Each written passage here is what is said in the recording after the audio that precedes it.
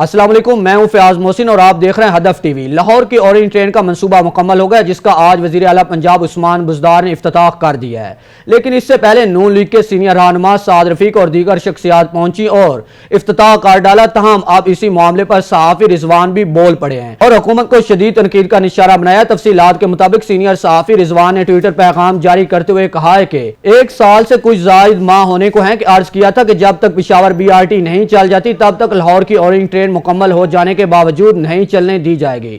PTI اور اس کے سرپرستوں کا شکریہ کہ انہوں نے خاکسار کو سچ ثابت کیا۔ ان کا مزید کہنا تھا کہ یہ بھی تو فطرت کا انتقام ہے، جس اورینج ٹرین کے خلاف 4 سال جھوٹا پراپیگنڈا اور بکواسیات کی گئیں، ریفرنسز دائر کیے گئے، تاخیری حربے استعمال کیے گئے، تاہم آج اس کا افتتاح انہی کے ہاتھوں کروایا جا رہا ہے۔